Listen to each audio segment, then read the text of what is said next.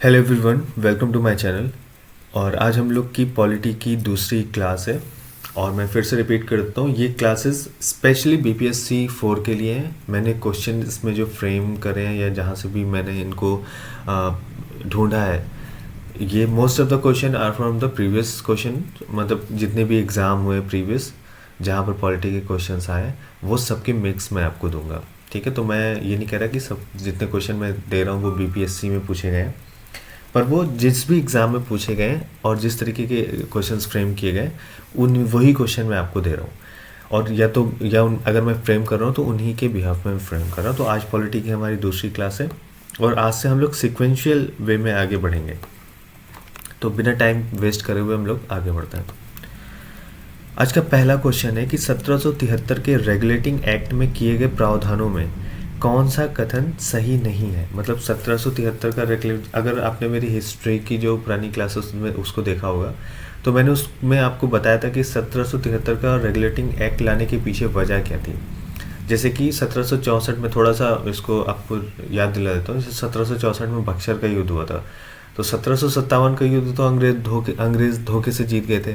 उन्होंने मतलब जो राजा का सेनापति था मीर जाफ़र, उसी ने धोखा दे दिया था राजा को, तो अंग्रेज़ जीत गए। लेकिन जब 57 का युद्ध जीते तो उनके पास जो दीवानी थी या जो कर था वो अंग्रेज़ों के पास चला गया, जिसकी वजह से अब उनके पास पैसा आने लगा। तो उन्होंने अपनी एक आर्मी बिल्ड करी, अपने आप को स्ट्रॉन्ग किया। और 1774 का जो 74 कह रहे हैं 1764 का जो बक्सर का युद्ध था उनको उन्होंने अपनी पावर से जीता। और ये पावर इतनी ज़्यादा थी कि इसके बारे में जब ब्रिटिश पार्लियामेंट को पता चला तो उनको लगा कि अब ऐसा ना हो कि जो ईस्ट इंडिया कंपनी भारत में काम कर रही है वो इतनी पावरफुल हो जाए कि वो हम ही को चैलेंज करना शुरू कर दे, हमारी सत्ता को चैलेंज करना शुरू कर दे ब्रिटेन में। तो उन्होंने ऐसी सिचुएशन ना बने इसलिए रेगुलेटिंग एक्ट लाया। जैसे इसका नाम है रेगुलेटिंग एक्ट, तो इसका मतलब था रेगुलेट करना। That means east India company को कौन रेगुलेट करने की सोच रहा था? जो ब्रिटिश पार्लियामेंट थी। मतलब वो चाहते थे कि जो ईस्ट इंडिया कंपनी की जो पावर है वो कंट्रोल में रहे।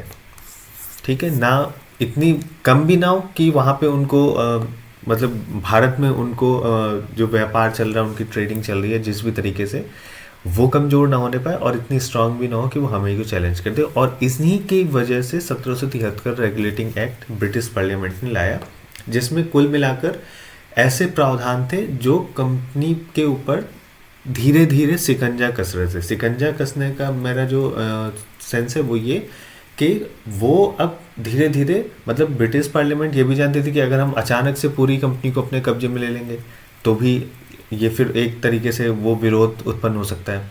तो उन्होंने धीरे धीरे एक्ट लाना शुरू करे। 73 में एक्ट आया, 93 में आया, हर 20 साल में एक्ट आने की शुरुआत हो गई।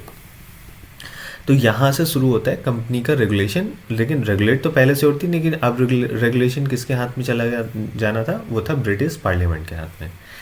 ठीक है, तो इसके हम लोग देख लेते हैं कौन कौन से एक्ट लाए गए थे उसके अंदर जो कंपनी के मतलब कंट्रोल के लिए सही थे। तो स्टेटमेंट पहला है कि कंपनी पर नियंत्रण और ज़्यादा हो गया। मतलब इस एक्ट के थ्रू क्या क्या इम्पैक्ट हुआ, तो उसमें से एक था कंपनी पर नियंत्रण बढ़ गया। किसका? ब्रिटिश पार्लियामेंट का। ठीक है, क्योंकि एक्ट कहाँ से रिलीज़ होंगे? तो पार्लियामेंट से रिलीज़ होंगे। ठीक है, तो ब्रिटिश पार्लियामेंट में ये एक्ट लाया गया और यहाँ पर जब आया तो उसका जो इम्पैक्ट हुआ, जिससे कि जो उनका इंटेंशन था कंपनी के ऊपर अपनी पकड़ को मजबूत करना, तो उन कंपनी पर नियंत्रण उनका बढ़ गया। दूसरा स्टेटमेंट है बंगाल के गवर्नर का पद बंगाल के गवर्नर जनरल का पद हो गया। इस बात से मतलब ये भी स्टेटमेंट आपका सही है, उस एक्ट के थ्रू ऐसा हुआ। लेकिन इसका मतलब क्या है? मतलब इस पद का नाम बदलने से पावर में क्या चेंजेस हैं वो मैं आपको बताना चाह रहा हूँ। जैसे उस वक्त क्या हुआ कि जैसे 1764 में बक्सर का युद्ध जीते, तो अब बक्सर का युद्ध जीतने के बाद उनके पास मतलब एक तरीके से बंगाल पे पूरी पकड़ हो गई अंग्रेज़ों की। और फिर अगले 10 साल तक, दैट मीन्स 73 तक, उन्होंने और भी जगह पर पकड़ मजबूत कर ली अपनी। ठीक है, बम्बई हो गया, कोलकाता, जैसे 3 हो गए थे ना, मद्रास, बम्बई, कोलकाता, ये वो जगहें थी अब जिन पे जो आपकी अंग्रेज जो गवर्नमेंट थी मतलब जो ईस्ट इंडिया कंपनी की पकड़ वहाँ पे मजबूत हो गई थी। तो अब 3 जगह हो गए थे, तो अब जो ब्रिटिश पार्लियामेंट थी वो ये सोच रही थी कि अगर मान लेते जैसे 3 जगह था, कोलकाता हो गया, मद्रास हो गया, या बंगाल हो गया, मद्रास हो गया, और जो आपका बम्बई था, ये वाले में अगर तीनों में अलग अलग गवर्नर रूल करेंगे तो तीनों को अलग अलग कंट्रोल करना पड़ेगा। तो ऐसा उन लोगों ने क्या किया, इसके लिए उन्होंने क्या निकाला उपाय कि बंगाल का जो गवर्नर था, क्योंकि उस वक्त मैंने पिछली क्लास में भी ये बात मेंशन करी थी कि उस समय के बिहाफ पर बंगाल सबसे पावरफुल स्टेट था। पावरफुल इन द सेंस वहाँ वो विकसित राज्यों में सबसे ऊपर था, सबसे धनी राज्य आप कह सकते हो वो था। तो बंगाल का जो गवर्नर था उसको क्या किया, बंगाल के गवर्नर को गवर्नर जनरल का पद दे दिया, और उस पद के अंदर जो बम्बई, महाराष्ट्र या बम्बई, मद्रास, इन सब के जो गवर्नर थे, जो अलग अलग स्टेट में जो पकड़ थी ब्रिटिश ईस्ट इंडिया कंपनी की, वहाँ के जो गवर्निंग जो हेड था उसको बंगाल के गवर्नर जनरल के अधीन कर दिया। दैट मीन्स अब बंगाल का गवर्नर जनरल एक तरीके से मेन बॉडी हो गया। ठीक है, हम लोग इसको सिंपल भाषा में समझते हैं। अब ये मेन बॉडी हो गई और इसके अंडर में मद्रास, बम्बई, इन सब के गवर्नर आ गए। ठीक है, मतलब वो अब जैसे कि आज के समय में प्रधानमंत्री सबसे ऊपर, ठीक है, और हर राज्य का अपना एक मुख्यमंत्री। ठीक है, इस तरीके से तो ये सिचुएशन हुई। तो इस पद को लाया गया ताकि वो दूसरे स्टेट के गवर्नर को उनके अधीन कर सके। इसका फ़ायदा क्या हुआ, ब्रिटिश पार्लियामेंट को सिर्फ एक को कंट्रोल करना था। दैट मीन्स अब वो ईस्ट इंडिया कंपनी के लिए अगर एक्ट लेकर आ रहे हैं तो वो बंगाल के एक इंसान को, या हम कह सकते हैं एक लीडर को, वो अपना रूल करेंगे और फिर वो उस नियम के हिसाब से बाकी ऊपर रूल करेगा। तो इससे क्या, इसका मतलब ये था कि रूलिंग आसान हो जाएगी, रेगुलेशन आसान हो जाएगा ब्रिटिश पार्लियामेंट के लिए। तो ये 2 चीज़ें की गई थी रेगुलेटिंग एक्ट में। मैंने आपको बहुत अच्छे से समझा दिया है बात। ठीक है, तीसरा आपका स्टेटमेंट कि उपरोक्त में से कोई नहीं। तो इसमें पूछा गया है कि कौन सा प्रावधान सही नहीं था, तो दोनों ही सही है। तो इसका मतलब इसका आंसर क्या हो जाएगा, ऑप्शन, मतलब स्टेटमेंट 3। तो हम लोग देख लेते हैं, इसका जो करेक्ट होगा वो होगा ऑप्शन डी। ठीक, अब हम लोग इसका थोड़ा सा एक्सप्लेनेशन, हालांकि मैंने आपको पूरा एक्सप्लेन कर दिया, पर हम लोग देख लेते हैं कि इसमें मैंने क्या लिख रखा है। कंपनी पर नियंत्रण और ज़्यादा हो गया किसके माध्यम से, रेगुलेटिंग एक्ट के माध्यम से। और ब्रिटिश संसद ने ईस्ट इंडिया कंपनी पर अधिक नियंत्रण स्थापित किया। ये पहली बार था जब कंपनी के प्रशासन को नियमित और नियंत्रित करने के लिए कानूनी प्रावधान किए गए थे। मैंने आपको बताया कि जब शुरुआत में east India company India I थी तो वो लेकर आई थी एक चार्टर। वो चार्टर वो ये था कि कोई दूसरी, ब्रिटेन से कोई दूसरी कंपनी भारत में व्यापार करने के लिए नहीं आएगी। उसका रीज़न ये था कि वो नहीं चाहते थे कि एक जैसे ब्रिटेन की ही 2 कंपनी के बीच प्रतिस्पर्धा बढ़ जाए, और प्रतिस्पर्धा बढ़ेगी तो जो चीज़ 100 रुपये की बिक रही है, फिर दूसरी कंपनी सोचेगी मेरी चीज़ बिके तो वो हो सकता है उसको 90 में बेचना शुरू कर दे। तो प्रतिस्पर्धा से किसका नुकसान होगा, इनडायरेक्टली तो ब्रिटेन का ही नुकसान होगा। तो ब्रिटेन ये नहीं चाहता था, इसलिए ब्रिटेन ने चार्टर निकाला था कि एक ही कंपनी जाएगी जो व्यापार करेगी, और किसी को अगर प्रॉफिट कमाना है तो उस कंपनी में अपना पैसा लगाते। तो ये था चार्टर।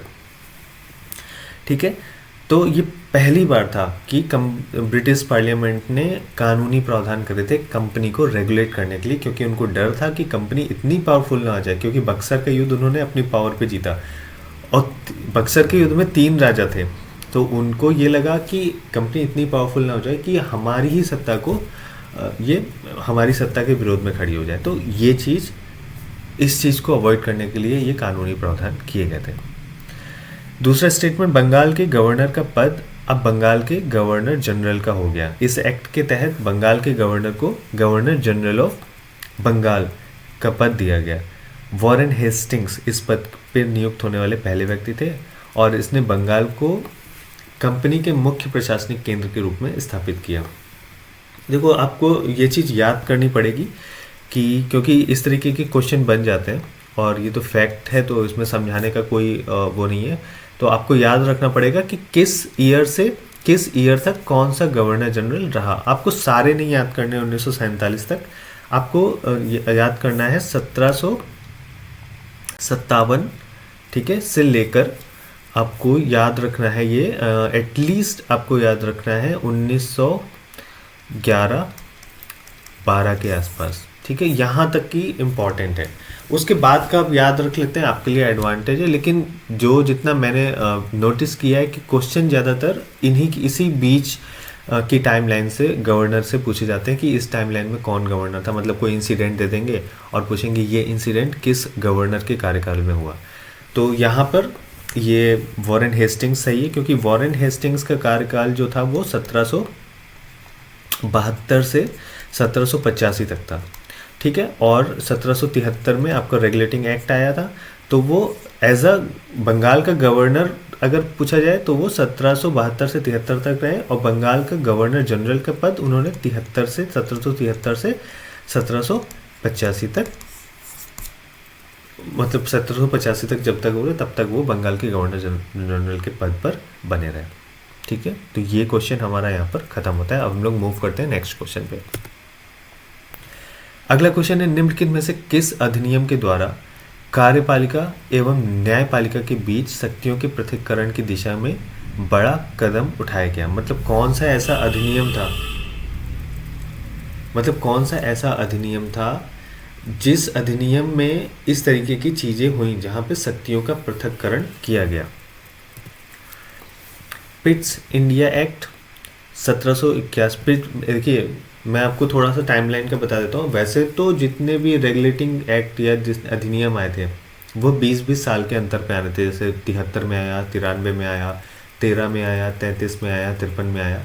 लेकिन बीच में जब 1773 का आया तो उस 1773 का एक्ट आया, फिर ब्रिटिश पार्लियामेंट को रियलाइज़ हुआ कि इसमें कुछ चेंजेस करने चाहिए और उसके लिए 20 साल का वेट नहीं किया जा सकता। तो वो 1781 में एक संशोधित अधिनियम लाए, 1773 का ही संशोधन था। फिर 1784 में एक और एक्ट लाए, और फिर ये साइकिल चलने लगी आपकी 20-20 साल वाली। तो 93 में आना ही था क्योंकि 73 से 20 तक था, ठीक है। तो क्वेश्चन को मैं एक बार फिर से रिपीट कर देता हूँ। निम्नलिखित में से किस अधिनियम में, ठीक है, कौन सा वो अधिनियम था जिसके द्वारा कार्यपालिका, दैट मीन एग्जीक्यूशन प्लस न्यायपालिका, ठीक है, जो आपकी जजमेंटल बॉडी थी, के बीच शक्तियों के पृथक्करण की दिशा में बड़ा कदम उठाया गया। अब हम लोग ऑप्शन देख लेते हैं। ऑप्शन ए है पिट्स इंडिया एक्ट 1784, और संशोधित अधिनियम 1781, चार्टर अधिनियम 1813, रेगुलेटिंग एक्ट 1773। इसका करेक्ट आंसर है रेगुलेटिंग एक्ट। मैं ये क्यों कह रहा हूँ मैं आपको एक्सप्लेन कर देता हूँ। 1773 के एक्ट में ये डिसाइड, मतलब यहाँ पे ये डिसाइड किया गया कि एक कोर्ट होगी, या एक हम कह सकते हैं एक न्यायपालिका का प्रावधान किया गया, ठीक है। तो यहाँ से जो जजमेंटल, अभी तक क्या ईस्ट इंडिया कंपनी सब पे डिसीजन लेती थी, लेकिन अब ये डिसाइड हो गया कि नहीं, एक कोर्ट होगी जो जज करेगी ईस्ट इंडिया कंपनी के कार्य को। दैट मीन्स इसका ये कोर्ट पूरे इंडिया के लिए नहीं थी, बल्कि वहाँ पर थी जहाँ पे जो ब्रिटिश सरकार थी उसका रूल था, ठीक है। तो 1781 के संशोधन अधिनियम में कार्यपालिका और न्यायपालिका के बीच स्पष्ट विभाजन किया। यहाँ पे मैं एक चीज़ आपको मेंशन कर देना चाहता हूँ कि 1773 में कोर्ट का प्रावधान किया गया, लेकिन जो मतलब उस वक्त कोर्ट का मतलब न्यायपालिका और एग्जीक्यूशन की शक्तियाँ पृथक हो गई थी। लेकिन जो 1781 का संशोधन हुआ था, 1773 का ही वो इम्प्रूव्ड वर्जन था, जिसमें ये किया गया था कि कंपनी के 2 पार्ट कर दिए गए थे। मतलब एक कंपनी को एक गवर्निंग बॉडी के रूप में एक पार्ट था, और एक था आपका जो कंपनी का शासन करेगी। मैं इसको और सिंप्लीफाई कर देता हूँ कि देखिए जो बोर्ड ऑफ डायरेक्टर्स होते हैं, जैसे आज के समय होते हैं, कोई भी कंपनी होती है उसके बोर्ड ऑफ डायरेक्टर होते हैं, तो उनका काम क्या होता है, कंपनी का जो काम है, कंपनी का जो व्यापार है उसको सही ढंग से वो कर पाए, है ना, उसी का तो वो लोग देखते हैं, ठीक है। तो ये बोर्ड ऑफ डायरेक्टर्स थे जो कंपनी के जो मतलब व्यापार को संचालित करते थे सही तरीके से। और एक एग्जीक्यूशन बोर्ड था जिसका काम था कि जो अब, क्योंकि अब इस वक्त तक कंपनी क्या हो गई थी, कंपनी अब शासन पे भी उतर आई थी, तो वो उसका काम था उस शासन को करना। तो शुरुआत अगर कोर्ट की बात करें तो 1773 के जो रेगुलेटिंग एक्ट था उसी में कोर्ट की व्यवस्था कर दी गई थी न्यायपालिका की, लेकिन 1781 में इसको और बेहतर तरीके से डिफाइन कर दिया गया। दैट मीन्स अब कंपनी के भी दो पार्ट कर दिए गए थे, मतलब का पार्ट इस तरीके से नहीं कर दिए गए थे, मतलब लोगों को काम बता दिया गया था। एक बोर्ड ऑफ डायरेक्टर्स थे जो कंपनी के व्यापार को देखेंगे और एक एग्जीक्यूशन बॉडी थी जो शासन में अपना काम करेंगे, ये था। और बाकी सुप्रीम कोर्ट के अधिकारों, तो इसका 1781 के संशोधन ने कार्यपालिका और न्यायपालिका के बीच स्पष्ट विभाजन कर दिया। 1773 में स्पष्ट विभाजन जैसा नहीं था, पर यह था कि एक न्यायपालिका अलग होगी, ठीक है। फिर धीरे धीरे मतलब कॉन्ट्राडिक्शन बढ़े कि कभी इस कंपनी के डिसीजन किसी मतलब कंपनी के जो एग्जीक्यूशन बॉडी है वो कोई डिसीजन लेती है और फिर कोर्ट उसमें दखल अंदाजी करती है। तो इस तरीके की चीज़ें कुछ हुई, तो जिसके बाद इस मतलब ब्रिटिश पार्लियामेंट ने डिसाइड किया कि दोनों के अपने अलग अलग शक्तियाँ डिफाइन कर दी जाएं। तो 1781 के संशोधित अधिनियम ने कार्यपालिका, ठीक है, और न्यायपालिका के बीच शक्तियों का स्पष्ट विभाजन कर दिया। इसने सुप्रीम कोर्ट के अधिकारों को सीमित करते हुए गवर्नर जनरल और काउंसिल की कार्यकारी शक्तियों को स्पष्ट रूप से परिभाषित किया। जैसे मैंने बताया कि कुछ उनके बीच में कॉन्ट्रडिक्शन होने लगे कि कंपनी कुछ कर रही है, उस पर बीच में दखल अंदाजी करने लगी कोर्ट। तो ये चीज़ें भविष्य में ना हो, इसलिए ब्रिटिश पार्लियामेंट ने 1781 में एक संशोधन अधिनियम लाया और इसके माध्यम से उन दोनों की पावर्स को डिफाइन कर दिया। और यही वो समय था जब पहली बार मतलब पहली बार क्या, इससे पहले भी ये था, लेकिन गवर्नर अपनी काम सही तरीके से कर पाए, इसलिए ब्रिटिश पार्लियामेंट ने गवर्नर को ज़्यादा शक्तियाँ ऑफर कर दी इस संशोधन एक्ट में, ठीक है। तो ये हमारा सेकंड क्वेश्चन था। उम्मीद करता हूँ जितना हम लोग एक्सप्लेनेशन का, आपको कुछ भी एक्स्ट्रा नहीं करना है, आप बस सुनो। अगर आप इसको कहानी की तरह सुन सकते हैं, कहानी की तरह सुनिए। आप अगर एक बार पढ़ चुके हैं तो जब मैं समझा रहा हूँ वो आपके दिमाग में बैठता जा रहा होगा, ठीक है। अगला क्वेश्चन है, ब्रिटिश ईस्ट इंडिया कंपनी ने चाय के व्यापार पर एकाधिकार कब खो दिया? तो हम लोग ने जैसे पढ़ा है कि 1813 में, जैसे अभी तक क्या था कि जो मैंने आपको जैसे चार्टर के बारे में बताया, कंपनी को चार्टर मिला था एकाधिकार का कि कोई दूसरी कंपनी ब्रिटेन से भारत में व्यापार करने नहीं आएगी। लेकिन ये चीज़ कब तक रही? 1813 तक, ठीक है, क्योंकि मतलब ब्रिटेन में विरोध प्रदर्शन होने लगे। जो अलग दूसरी कंपनियां थी वो चाहती थी हमें भी व्यापार करने को मिले, तो विरोध हुए कि जो भारत में व्यापार है वो सभी कंपनियों के लिए खोल दिया जाए। तो ये चीज़ ब्रिटिश पार्लियामेंट ने 1813 में किया कि एकाधिकार को जो ईस्ट इंडिया कंपनी को एकाधिकार दिया गया था उसको वापस ले लिया, लेकिन दो चीज़ों को छोड़कर, एक चाय के व्यापार पर और एक चीन के साथ व्यापार पर। ये दो चीज़ें थी जिनको छोड़कर बाकी सारी चीज़ों पर से एकाधिकार को हटा दिया गया। लेकिन फिर जो 1813 के बाद 1833 आया उसमें इन दोनों को भी हटा दिया गया। दैट मीन्स अब चाय के व्यापार से भी एकाधिकार हटा दिया गया और चीन के साथ व्यापार से भी एकाधिकार को हटा दिया गया। तो ये चीज़ हुई थी 1813 में। तो इसमें कंफ्यूज नहीं होना है, यहाँ पे एकाधिकार कब खो दिया इससे कंफ्यूजन हो सकती है। तो मैं आपको फिर से रिपीट कर देता हूँ, 1813 में एकाधिकार हटाया गया, लेकिन दो चीज़ों को छोड़कर, एक चाय के व्यापार पर से एकाधिकार बनाए रखा गया कंपनी का और एक चीन के साथ, लेकिन इसको भी 1833 में हटा दिया गया, राइट। तो 1813 में बाकी चीज़ों से हटाया गया था चाय एकाधिकार, लेकिन एक्सेप्ट चाय के साथ और चीन के साथ जो व्यापार था उसको बनाए रखा गया, उस पर एकाधिकार को बनाए रखा गया, जिसको बाद में 1833 में उसको भी हटा दिया गया। 1700, तो ये कब हुआ था, मतलब चाय पर से कब एकाधिकार खोया गया? तो 1793, तो बहुत पुराना हो जाएगा, नहीं 1813। तो जैसे मैंने आपको बताया 1813 में एकाधिकार हटा, लेकिन चाय पर से नहीं।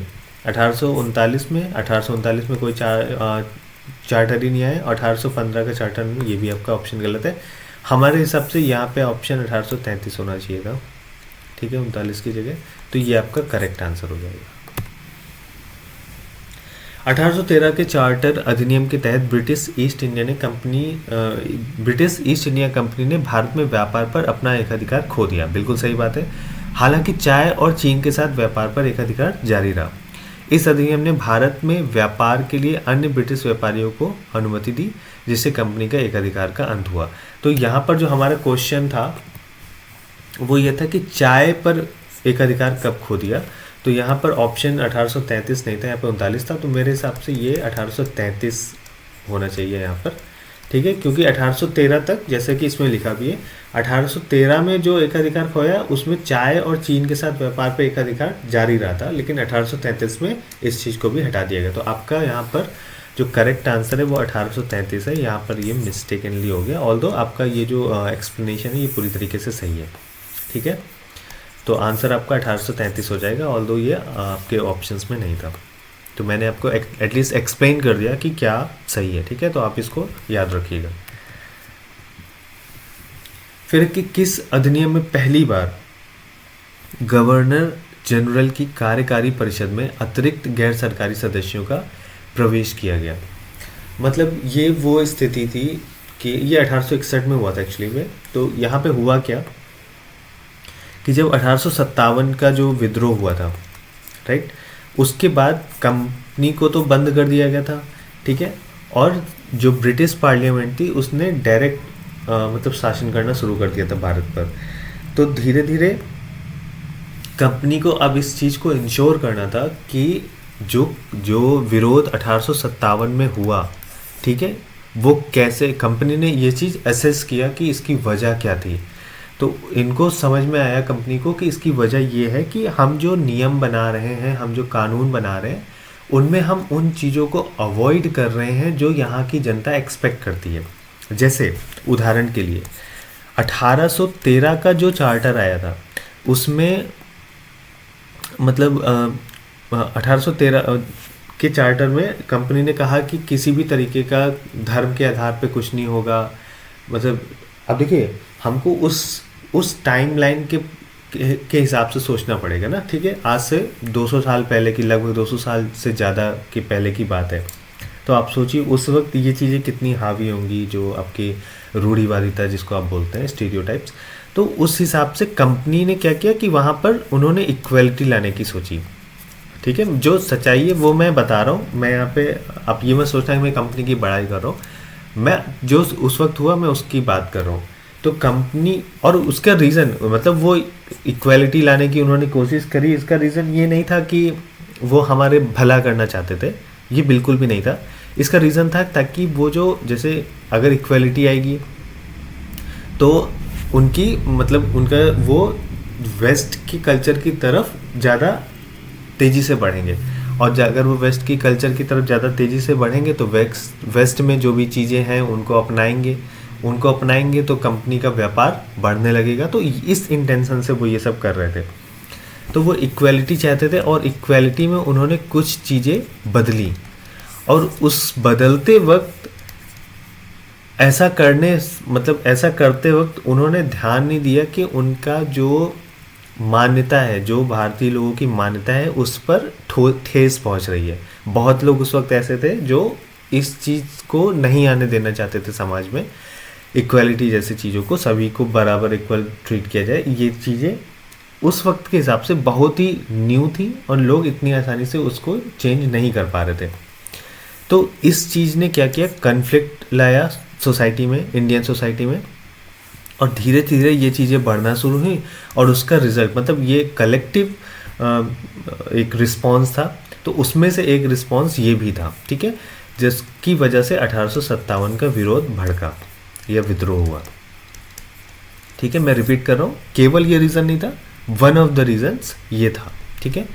तो ये चीज़ हुआ। तो 1807, तो मैं आपको ये क्यों बता रहा हूँ, मैं आपको इसलिए बता रहा हूँ कि 1857 के बाद में जब कंपनी ने असेस किया कि 1857 का इतना बड़ा विद्रोह आखिर क्यों हुआ, क्योंकि अचानक से तो इतना बड़ा विद्रोह नहीं हो सकता, चिंगारी बहुत पुरानी होगी, धीरे धीरे भड़कना शुरू हुई और फिर आग लगी, ठीक है। तो कंपनी ने जब असेस किया तो उसको समझ में आया कि पीछे जो कानून बनाए गए उसमें हमने इन चीज़ों को अवॉइड किया है, जो उनके अंदर बहुत काफ़ी सालों से बढ़ता जा रहा था, और फिर वो अचानक से विद्रोह के रूप में बाहर निकला। तो वो चाहते थे कि फ्यूचर में इस तरीके की चीज़ें ना हो, ठीक है। तो उन्होंने क्या किया कि वो चाहते थे कि जब भी अब नए कानून बनाए जाए तो उनमें भारतीयों की सलाह ली जाए। भारतीयों की सलाह का मतलब वो ये नहीं चाहते थे कि कानून ऐसे बने जिससे भारतीयों का भला हो, नहीं, वो चाहते थे कानून ऐसा बने कि हमारा भला हो, लेकिन हम कोई ऐसा भी उसके अंदर प्रावधान न ला दें जिससे उनकी भावनाओं को ठेस पहुँचे, उनकी धार्मिक भावनाओं, उनकी जो सोसाइटल मान्यताएं हैं उनको ठेस पहुँचे। तो उन्होंने क्या किया, उन्होंने डिसाइड किया 1861 में कि हम क्यों ना कुछ मतलब जो भी कानून बनाने या विधायिका है उसमें कुछ गैर सरकारी, जैसे आज के समय में मनोनीत नहीं होते हैं लोग, मतलब राष्ट्रपति मनोनीत करता है राज्यसभा में, पिछले मतलब पहले लोकसभा में भी ऐसा था, हालांकि अब उसको शायद बंद कर दिया गया, शायद क्या मतलब बंद कर दिया गया, मुझे नहीं पता कि इस वक्त करंट में एक और दो लोग मनोनीत किए जाते हैं राष्ट्रपति के द्वारा और नहीं, मतलब एंग्लो इंडियंस वाला तो उसको तो क्लोज कर दिया गया, लेकिन राज्यसभा में अभी भी 12 लोग मनोनीत किए जाते हैं राष्ट्रपति के द्वारा।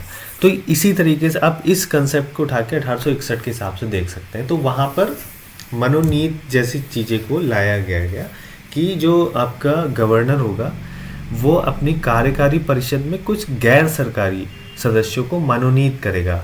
उनका काम विधान मतलब कानून बनाने में नहीं उनका सहयोग लिया जाएगा, लेकिन वो उस पर अपनी सलाह दे सकते थे। आप समझ पा रहे हैं? तो उससे फ़ायदा क्या हुआ, उससे फ़ायदा ये हुआ कि जब भारतीय लोग कानून बनाने में आ गए तो उन्होंने उन चीज़ों का ध्यान रखा, मतलब कानून बनाने में अगर उनकी सलाह दी जा रही है तो अगर कोई ऐसी चीज़ आई, कोई ऐसा प्रावधान लाया गया कानून बनाने से पहले या बिल में जो भारतीयों की भावनाओं को ठेस पहुंचा रहा था, तो उसको वो बता दे रहे थे कि ये चीज़ नहीं आनी चाहिए या विरोध कर दे रहे थे, लेकिन वो कानून बनने से पहले का विरोध था। तो ब्रिटिश जो मतलब यहाँ पे जो कार्यकारी परिषद है उसको समझ में आ जा रहा था कि इन चीज़ों को हमें अवॉइड करना है ताकि इस तरीके के कन्फ्लिक्ट ना हो।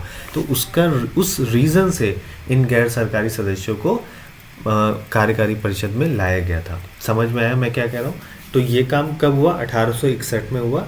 और क्यों हुआ? 1857 के बाद ही क्यों हुआ? 1861 में क्यों हुआ? ताकि वो उस तरीके का विद्रोह दोबारा ना उत्पन्न हो, इसलिए वो उन गलतियों को अवॉइड करना चाहते थे जो पास्ट में हो गई थी। इतना करेक्ट? ठीक है, मैंने आपको समझा दिया कि क्यों ऐसा हुआ। तो किस अधिनियम में पहली बार गवर्नर जनरल की कार्यकारी परिषद में अतिरिक्त गैर सरकारी सदस्यों का प्रवेश किया गया था? वो था 1861 का अधिनियम, भारतीय परिषद अधिनियम 1861। मैंने आपको बहुत अच्छे से इसको समझाया, आपको समझ में भी आया होगा। भारतीय परिषद अधिनियम 1861 के तहत पहली बार गवर्नर जनरल की कार्यकारी परिषद में गैर सरकारी सदस्यों को शामिल किया गया। यह एक महत्वपूर्ण सुधार था जिसका उद्देश्य प्रशासन में भारतीयों और अन्य व्यक्तियों की भागीदारी को बढ़ाना था। इस अधिनियम ने कानून निर्माण प्रक्रिया में गैर सरकारी सदस्यों की नियुक्ति की अनुमति दी, जिससे भारतीय प्रशासनिक प्रणाली में कुछ हद तक प्रतिनिधित्व को सुनिश्चित किया जाए। मतलब कि दो तरीके के इतिहासकार होते हैं जो इस तरीके से देखते हैं, पर जो मोस्टली इतिहासकार हैं वो ये कहते हैं कि इसका रीज़न, जो लॉजिकल रीज़न इसके पीछे का था वो ये था ताकि वो वापस से उस तरीके के 1857 जैसे जो कन्फ्लिक्ट हुआ उसको अवॉइड कर सके। क्योंकि अगर कुछ सदस्य कानून बनाने में भारतीय होंगे तो पता चल जाएगा कि भारतीय किस तरीके की मान्यताओं को ठेस नहीं पहुंचने देना चाहते हैं। तो उन चीज़ों को अवॉइड किया जाए और कानून ऐसा बने जो ब्रिटिश सरकार को फ़ायदा दे और प्लस उनको इमोशनली ट्रिगर भी ना करे, जिससे कि 1857 जैसे का विद्रोह ना होने पाए। ठीक है, आपको समझ में आ गया? मैंने आपको इस चीज़ को अच्छे से एक्सप्लेन कर दिया। अब नेक्स्ट क्वेश्चन पे हम लोग मूव करते हैं। किस अधिनियम के माध्यम से भारत में पहली बार मुसलमानों के लिए पृथक निर्वाचक मंडल की व्यवस्था की गई? अब देखिए, आपको याद होगा जब मैंने जब मैं हिस्ट्री की क्लास ले रहा था तो मैंने आपको बताया था बंगाल का विभाजन, राइट? और बंगाल के विभाजन में मैंने आपको बताया कि इसके पीछे की वजह क्या थी, मतलब सरकार ने क्या इसकी वजह दी, ठीक है, और एक्चुअली में इसके पीछे की क्या वजह थी ये भी मैंने आपको डिस्कस करी। ठीक है, तो जैसा मैंने आपको बताया था कि सरकार ने जब बंगाल का विभाजन किया तो बहुत बड़ा विरोध हुआ। बंग आंदोलन भी उसी का एक था जिसको आप स्वदेशी आंदोलन भी कहते हैं। उसी के विरोध में हुआ था। तो सरकार का ये कहना था कि उन्होंने बंगाल के विभाजन करा, उसकी रीज़न ये है कि बंगाल बहुत बड़ा स्टेट है और वहाँ पर शासन करना कठिन है, इसलिए उसको छोटे पार्ट में बांट दिया जिससे कि शासन करना आसान हो जाएगा। लेकिन उसकी असली वजह ये थी, जो समाज सुधारक थे उस वक्त या जो भी आपके क्रांतिकारी थे वो, या जो हम इस तरीके से कांग्रेसी हम कह सकते हैं, जो कांग्रेस की संस्था थी जिसमें उस वक्त नरम दल और गरम दल आ गए थे, तो उनका ये मानना था कि जो ये बंगाल का विभाजन है, ठीक है, बंगाल के विभाजन पर दोनों नरम दल और गरम दल दोनों ने विरोध किया था। तो बंगाल का जो विभाजन है उनका मानना था कि इसके विभाजन की वजह यह है क्योंकि जो आपका वेस्ट बंगाल है जो आज के समय में है, मतलब बंगाल को जब दो भागों में बांटा गया तो वो ईस्ट और वेस्ट में बांटा गया, ठीक है। मैंने आपको पिछली क्लास में समझाया था हिस्ट्री की, आखिर उसको वेस्ट, भारत के वो ईस्ट में, तब भी उसको वेस्ट बंगाल क्यों बोलते हैं, क्योंकि बंगाल को दो भागों में बांटा गया और उन दो भागों में एक ईस्ट और एक वेस्ट निकला था। तो ईस्ट वाला जो बंगाल था वो आज के समय में आपका बांग्लादेश है, और जो वेस्ट वाला बंगाल है वो भारत का हिस्सा है, इसलिए उसको वेस्ट बंगाल ही बोला जाता है। तो जब जो विभाजन किया गया उसका रीज़न ये था कि सरकार ने क्या किया, क्योंकि बंगाल उस वक्त सबसे मतलब मैच्योर्ड स्टेट में से एक था। मैच्योर्ड आप इस तरीके से समझ सकते हैं क्योंकि ज़्यादातर जो पढ़े लिखे लोग उस वक्त निकल रहे थे वो बंगाल से निकल रहे थे, ज़्यादातर विरोध जो हो रहे थे बंगाल से निकल रहे थे, ज़्यादातर समाज सुधारक जो थे वो बंगाल से आ रहे थे। तो मतलब एक समृद्ध राज्य था हम लोग कह सकते हैं। तो इसकी वजह से वो चाहते थे बंगाल को कमज़ोर किया जाए, और उनको क्या दिखा कि बंगाल का जो ईस्टर्न पोर्शन है वहाँ पे मुस्लिम आबादी ज़्यादा है, और जो वेस्टर्न पोर्शन है जिसको वेस्ट बंगाल कहते हैं वहाँ पर हिंदू आबादी ज़्यादा है। तो वो उन्होंने क्या किया, अब फूट डालना शुरू किया, और इस फूट डालने की शुरुआत होती है बंगाल के विभाजन से। और ये बात बिल्कुल सही है जो हम लोग अभी आगे समझेंगे क्यों। तो उन्होंने बंगाल को विभाजित किया ईस्ट और वेस्ट बंगाल में, तो मुस्लिम आबादी और हिंदू आबादी अलग अलग हो गई। तो इसका पर्पस था फूट डालना आपस में। अब जब दो अलग अलग हो जाएंगे तो इनमें कन्फ्लिक्शन शुरू हो जाएगा। और फिर ये बात आगे चलकर सही भी साबित हुई, क्योंकि 1909 का जो अधिनियम आया उसमें मुसलमानों को पृथक निर्वाचन दिया गया। दैट मीन्स पृथक निर्वाचक मंडल की व्यवस्था से क्या मतलब है कि मुसलमानों के जगह पर, मुसलमानों के स्टेट में सिर्फ मुसलमान ही वोट करेंगे और कोई हिंदू वोट नहीं करेगा। तो ये पृथक निर्वाचन की व्यवस्था की गई, और जिससे आपका फूट डालो और राज्य करो की नीति में और गहराई आई, ठीक है। तो इसमें क्या क्वेश्चन था कि पहली बार मुसलमानों को पृथक निर्वाचन की व्यवस्था कब की गई? 1861 नहीं, 1909 बिल्कुल सही है। 1919 इसमें और इसको गहरा कर दिया गया था, लेकिन शुरुआत 1909 में हुई थी, 1935 नहीं, ठीक है। अब हम लोग इसका एक्सप्लेनेशन दे सकते हैं। मैंने आपको एक्सप्लेन कर दिया कि क्या वजह थी और कहाँ से इसकी शुरुआत हुई। 1909 के मार्ले मिंटो सुधार के तहत मुसलमानों के लिए पृथक निर्वाचक मंडल की व्यवस्था की गई। इसका उद्देश्य मुसलमानों को राजनीति में विशेष प्रतिनिधित्व देना था। अब देखिए कैसे फूट डाली गई। जब विभाजन हुआ तो हिंदू मुसलमान में बहुत एकता थी उस वक्त। इवन विभाजन का विरोध दोनों ने मिलके किया, हिंदू ने भी और मुसलमानों ने। उस जो बंग भंग आंदोलन होता दोनों ने मिलके किया। रक्षाबंधन बनाया गया इसके विरोध में। लेकिन इसको कैसे इन लोगों ने इग्नाइट किया? अब देखिए, मान लेते दो ग्रुप हैं, एक को आपने स्पेशल अधिकार दे दिया, विशेषाधिकार दे दिया, तो उनको विशेषाधिकार मिल गया। अब सामने दूसरा वाला जो ग्रुप है, भले ही वो इक्वालिटी की बात करे, लेकिन जिसको विशेषाधिकार मिल गया उसको लगेगा कि इससे देखी नहीं जा रही मेरी खुशी। आप समझ रहे हो? तो उसको लगेगा ये हमारे राइट्स का विरोध कर रहा है, और धीरे धीरे फिर इस तरीके के कन्फ्लिक्शन बढ़ने लगता है। राइट? आपको समझ में आया मैं क्या कह रहा हूँ?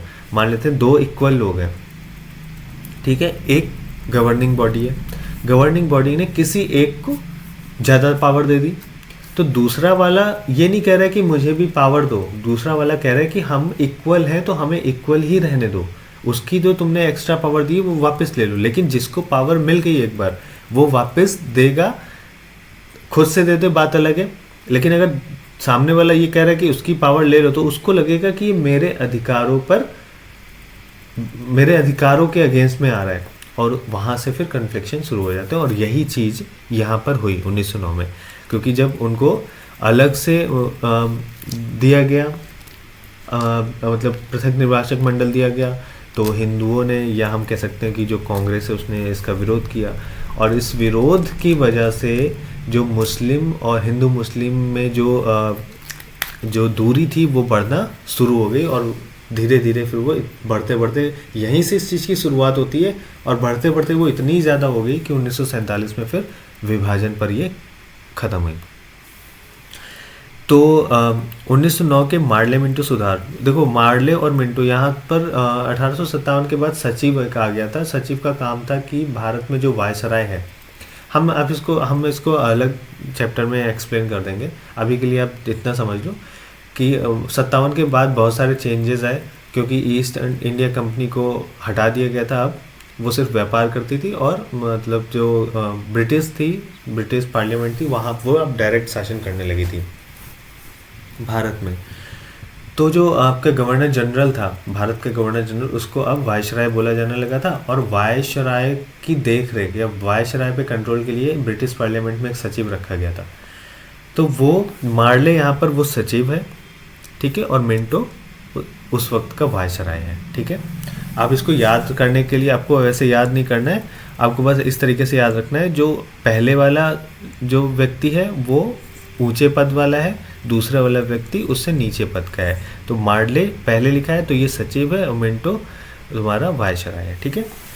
ठीक है, यहाँ पर आप इस चीज़ को याद रख सकते हैं। तो यही चीज़ आपको मॉन्टेग्यू चेम्सफोर्ड वाले में भी इस तरीके से याद करना है, पहला वाला शब्द, पहला वाला नाम सचिव का, दूसरा वाला जो नाम है वो वायसराय का है। तो 1909 के मार्ले मिंटो सुधार के तहत मुसलमानों के लिए पृथक निर्वाचक मंडल की व्यवस्था की गई। इसका उद्देश्य मुसलमानों को राजनीति में विशेष प्रतिनिधित्व देना था, ठीक। अगला क्वेश्चन है, किस अधिनियम के माध्यम से पहली बार विधायी परिषद में बदलाव किए गए? Through which act were changes introduced for the first time in the legislative council? ठीक है, विधायी परिषद में बदलाव, विधायी मतलब जैसे 1861 में ये चीज़ें बदली, लेकिन इसकी शुरुआत कब हुई थी? ठीक है, 1861 में तो क्या हुआ कि मतलब भारतीयों को शामिल किया गया, उसके रीज़न मैंने आपको बता दिया कि क्यों हुआ था, कि इस तरीके के नियम कानून बने जो उनके इमोशनल मान्यताओं को ट्रिगर ना करने पाए। तो अब देखिए 1833 में ऐसा हुआ नहीं, 1813 में हुआ नहीं, 1853 और 1858 ये चीज़ शुरुआत हुई थी 1853 में।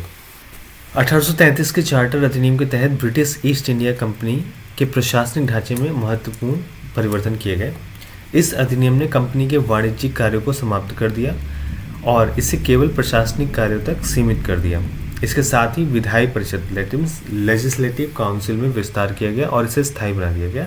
इस अधिनियम के तहत परिषद में अधिक सदस्यों को शामिल किया गया, जिसमें भारतीय सलाहकारों को भी स्थान दिया गया। इससे विधायी प्रक्रिया में अधिक पारदर्शिता और प्रतिनिधित्व को सुनिश्चित किया गया। सॉरी, मैं आपको यहाँ पे ये 1833 की जगह 1853 है।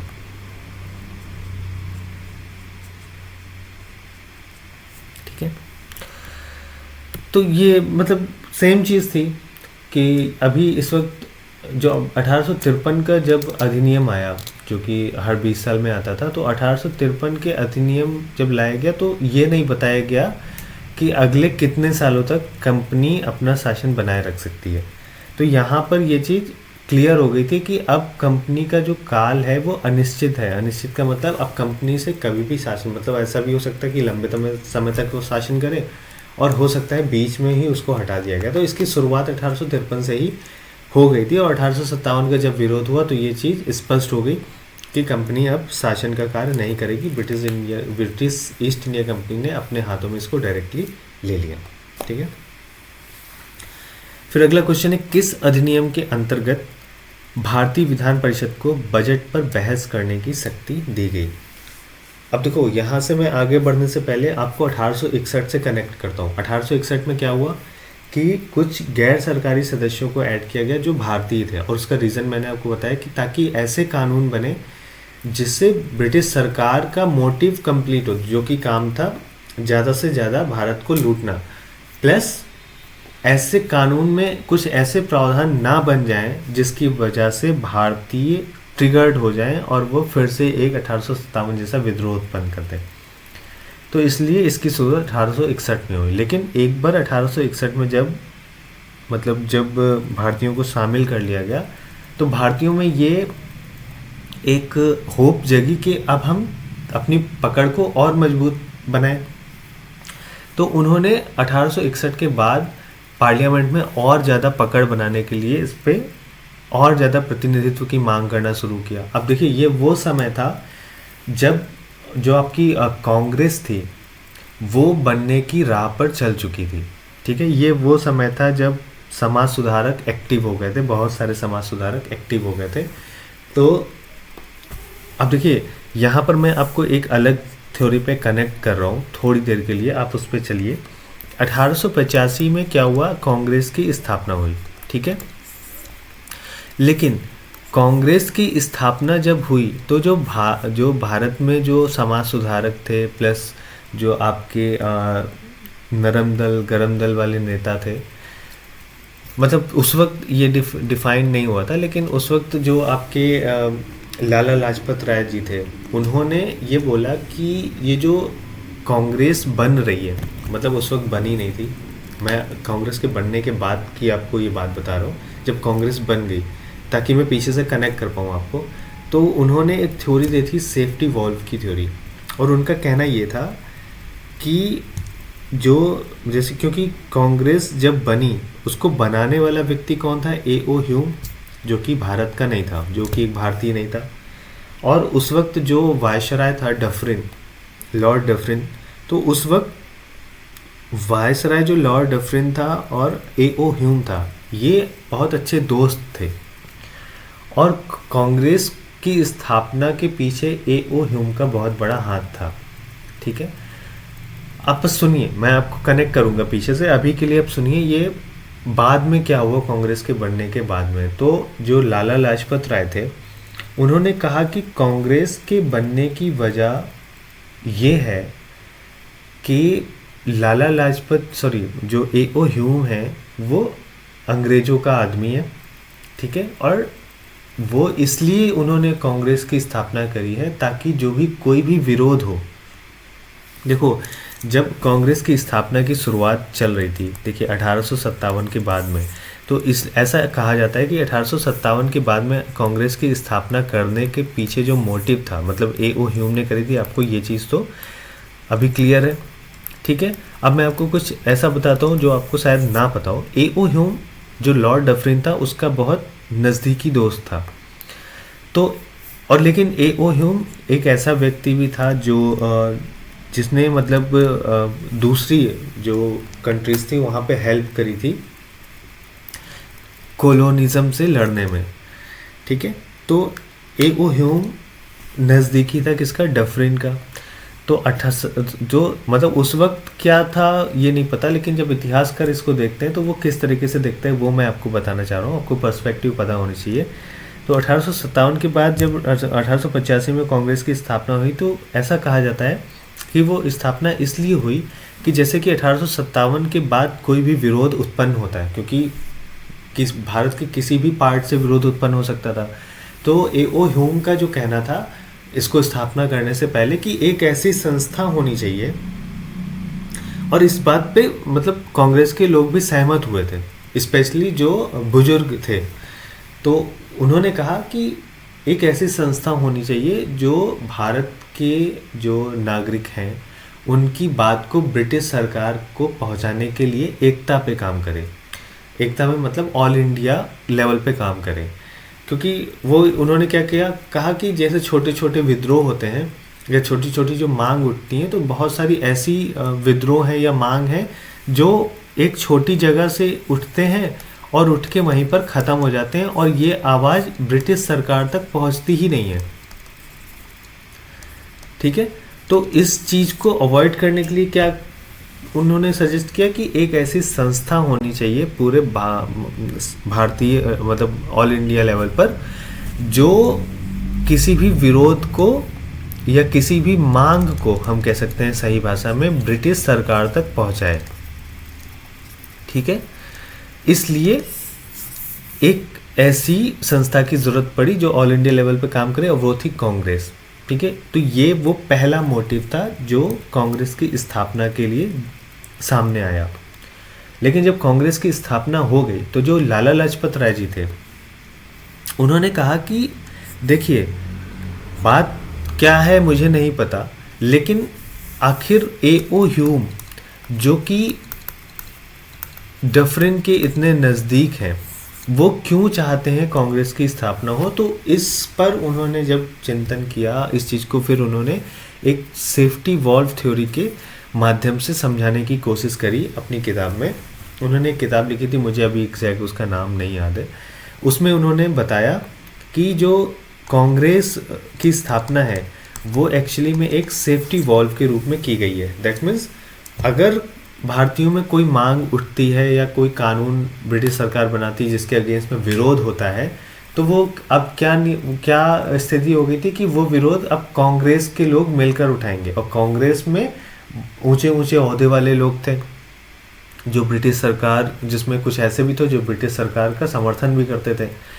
ठीक है, तो उन्होंने कहा कि जो कांग्रेस है, अब क्या होगा कि कोई विरोध प्रदर्शन अगर उठेगा, कोई मांग उठेगा, तो वो पहले कांग्रेस में रखा जाएगा, फिर कांग्रेस ब्रिटिश सरकार तक उसको पहुंचाएगी। तो उन्होंने कहा कि ये एक सेफ्टी वॉल्व जैसी संस्था है जो क्या करेगी, किसी विद्रोह को अपने में समाहित करेगी और फिर एक वॉल्व के थ्रू उसको ब्रिटिश सरकार तक पहुंचेगी। तो ब्रिटिश सरकार तक वो अग्रेशन जाएगा नहीं, मतलब जिस चीज़ का डर है वो नहीं जाएगा। और अगर विरोध प्रदर्शन इतना बढ़ जाता है तो वो कांग्रेस तक ही पहुंचने तक की उसको दबा दिया जाएगा, वो सरकार तक नहीं पहुंचेगा, जैसा कि 1857 में हुआ। जैसे कि अब सेफ्टी वॉल्व से क्या मतलब है, जैसे कुकर होता है, तो कुकर में क्या होता है, जब अंदर का प्रेशर बढ़ता है तो वो एक सेफ्टी वॉल्व होता है कि अगर मान लेते हैं कि सीटी से गैस नहीं निकल पा रही है तो वो सेफ्टी वॉल्व फटेगा और जो एक हादसा है उसको होने से वो रोक सकता है। तो उसी तरीके से कांग्रेस की स्थापना की गई कि अगर कुछ ऐसा एग्रेशन बढ़ता है तो वो कांग्रेस तक ही सीमित रह जाएगा, सरकार तक नहीं पहुंचेगा। और यही थ्योरी थी आपकी सेफ्टी वॉल्व थ्योरी, जो कि दी थी लाला लाजपत राय ने। ठीक है, अभी आपको समझ में आया। तो किस अधिनियम, अब क्वेश्चन पे हम लोग वापस आ जाते हैं, किस अधिनियम के माध्यम से भारतीय विधान परिषद में बजट पर बहस करने की शक्ति दी गई। तो 1861 में इस चीज़ की शुरुआत हो गई थी, 1885 में कांग्रेस बन गई थी।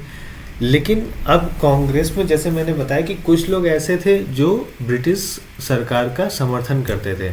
जैसे आप समाज सुधारकों के बारे में आप पढ़ेंगे तो आप उनके बारे में पढ़ेंगे तो कुछ ऐसे थे जो ये मानते थे कि ब्रिटिश सरकार की भारत में ज़रूरत है ताकि वो भारत में अंग्रेजी शिक्षा का प्रसार कर सकें, जिससे भारत के लोगों को, भारत के नागरिकों को दूसरे दुनिया से जुड़ने का मौका मिलेगा और जो साइंटिफिक या तर्क शक्ति है वो बढ़ाने का मौका मिलेगा। मतलब ये रीजंस थे उनके।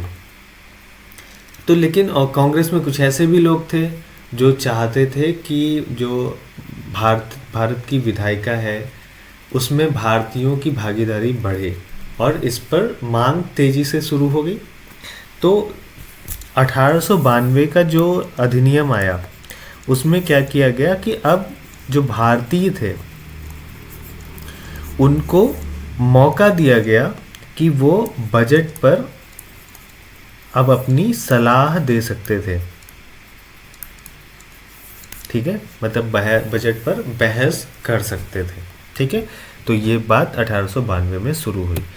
तो देखिए मेरे पढ़ाने का तरीका क्या है, मैं आपको पढ़ा एमसीक्यू से रहा हूँ लेकिन आपको मैं फुल डिटेल शेयर कर रहा हूँ। अगर अब 1861 से क्वेश्चन आ जाएगा, हालांकि उस चीज़ को हम लोग अभी उतना, मैं अभी हिस्ट्री के पॉइंट ऑफ व्यू से आपको बता रहा हूँ। ठीक है, क्योंकि हम लोग बढ़ रहे हैं आगे। 1861 का अधिनियम क्या था वो मैं आपको नहीं पढ़ा रहा हूँ। ठीक है, 1861 में कौन कौन से मेजर इवेंट्स हुए मैं वो आपको पढ़ा रहा हूँ। जब मैं अधिनियम पढ़ाऊँगा तो वो उसमें डिटेल्ड आएगा कि क्या क्या अधिनियम लाए गए। ठीक है, अभी तो आप उस चीज़ के लिए परेशान मत होना। तो इस क्वेश्चन के लिए ऑप्शन जो आपका करेक्ट हो जाएगा वो हो जाएगा ऑप्शन बी, वो है 1892।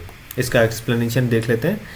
1892 के भारतीय परिषद अधिनियम ने भारतीय विधान परिषद को पहली बार बजट पर बहस करने की सीमित शक्ति प्रदान करी। हालांकि सदस्यों को केवल सवाल पूछने और सुझाव देने का अधिकार था, जैसे कि मैंने आपको बताया उनको सुझाव देने का अधिकार दिया गया, लेकिन कोई मतदान करने की अनुमति नहीं थी कि बजट पर जो वोटिंग होगी उनको उसमें अधिकार नहीं दिया गया था। हालांकि वो अपने क्वेश्चन पूछ सकते थे और सलाह दे सकते थे कि ये चीज़ें हैं, ये चीज़ें रिक्वायर्ड हैं। अगर मतलब जो पार्लियामेंट है या विधायिका है उनकी सलाह को मानती थी तो उनमें संशोधन करती थी, अदरवाइज उसी ढर्रे पर वो उस पर वोटिंग हो जाती थी। अगर वो पास हो जाता था तो वो उसी पर लागू कर दिया जाता था। नेक्स्ट क्वेश्चन पे हम लोग मूव करते हैं। किस अधिनियम के तहत सरकारी नियुक्तियों के लिए प्रतियोगी परीक्षाओं का प्रावधान किया गया था?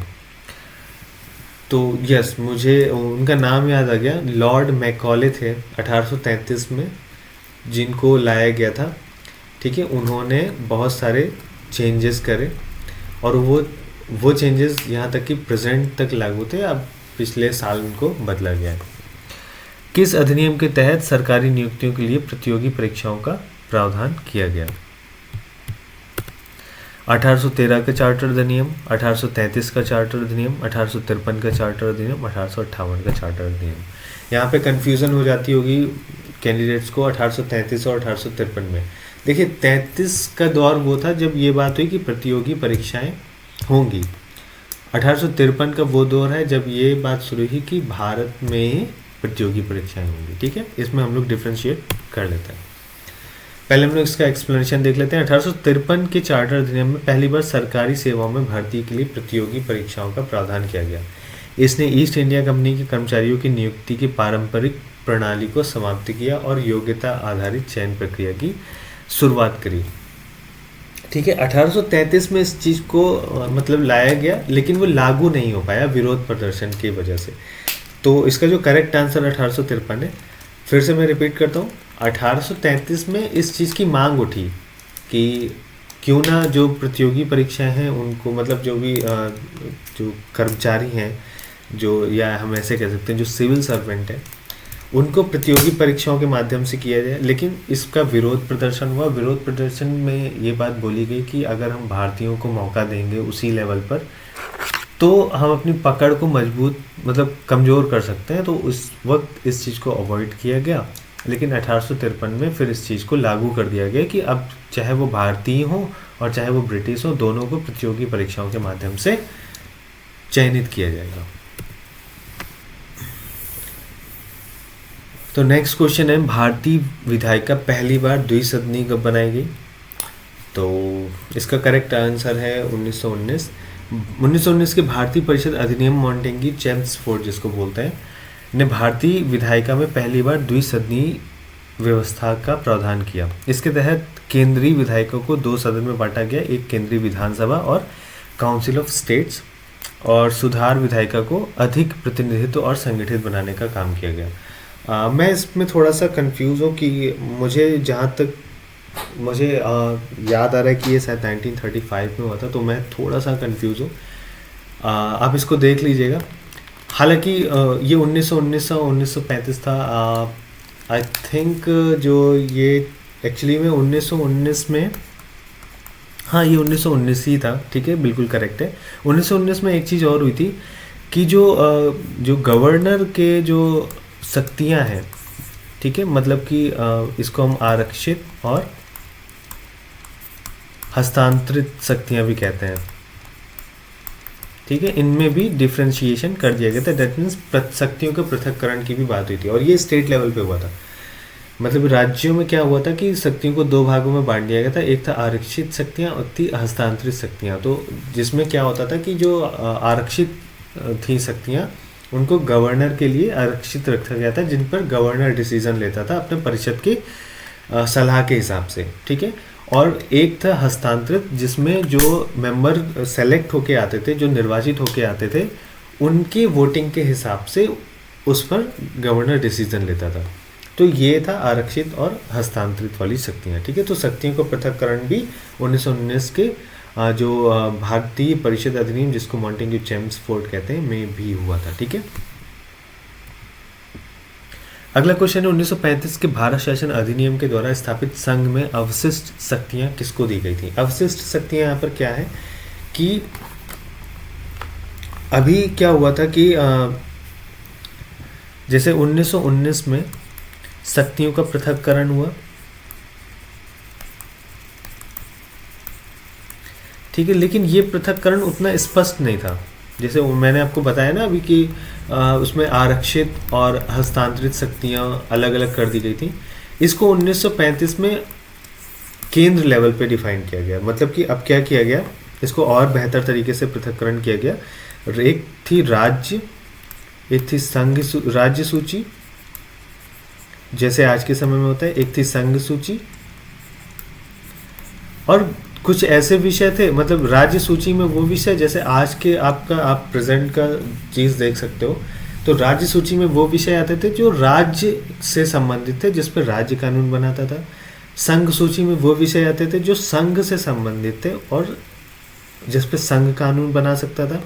और कुछ ऐसे विषय थे जिन पे न संघ का अधिकार था न राज्य का अधिकार था, और संघ भी उन पे कानून बना सकता था और राज्य भी कानून बना सकता था, तो उनको अवशिष्ट शक्तियां कहा गया। ठीक है, और ये शक्तियां दिया गया किसको, ये प्रावधान के हिसाब से मैं बता रहा हूँ। इन शक्तियों को गवर्नर जनरल को दिया गया, या हम कह सकते हैं वायसराय को दिया गया। ठीक है, तो जितनी भी अवशिष्ट शक्तियां हैं उनको वायसराय को हस्तांतरित कर दिया गया या उनको दे दी गई। ठीक है, तो यहाँ पर गवर्नर जनरल, आप इसको वायसराय भी कर सकते हैं क्योंकि उस वक्त वायसराय बुलाया जाने लगा था। ठीक है, 1935 के भारतीय शासन अधिनियम के तहत संघीय प्रणाली लागू की गई, जिसमें शक्तियों का विभाजन केंद्र और प्रांतों के बीच किया गया, और इस अधिनियम में अवशिष्ट शक्तियां जो संघीय और प्रांतीय सूची में शामिल नहीं थी गवर्नर जनरल को दी गई। गवर्नर जनरल के पास इन शक्तियों का प्रयोग संघीय हितों के संरक्षण के लिए किया जाता था। ठीक है, तो ये थे आज के क्वेश्चन। मैंने आपको जितना डिटेल में मैं इनको एक्सप्लेन कर सकता था मैंने किया। ऑल्दो मैं आपको अभी इस बिहाफ पे मैं आपको यहाँ पे एक चीज़ समझाना चाहता हूँ कि मैंने अभी अधिनियम नहीं आपको पढ़ाए हैं, मैंने एक टाइमलाइन आपको पढ़ाई है, और उन टाइमलाइन में उसके पीछे के क्या रीजंस थे, जो डिसीज़न लिए गए, जो चीज़ें आई, उनके पीछे क्या मोटिव्स था ब्रिटिश सरकार का, भारतीय लोगों का, और जो कन्फ्लिक्ट हुआ उनका, वो मैंने आपको समझाने की कोशिश करी उन क्वेश्चंस के बिहाफ में। तो जब हम आगे बढ़ेंगे आगे की क्लासेस में तो अधिनियम से रिलेटेड क्वेश्चन भी आएंगे, और जब वो ऐसा होगा तो मैं एक एक अधिनियम को डिटेल में भी आपके साथ डिस्कस करूँगा। तो ये चीज़ें थी आज की पॉलिटी की दूसरी क्लास। हम लोग एक टॉपिक वैसना, अब हम लोग सीक्वेंस में आगे बढ़ेंगे। ठीक है, अभी जो मैं पढ़ा रहा हूँ आपको, अभी मैं आपको ट्रैक पर लेके आ रहा हूँ कि एक्चुअली में पॉलिटी की शुरुआत कहाँ से हुई और कैसे।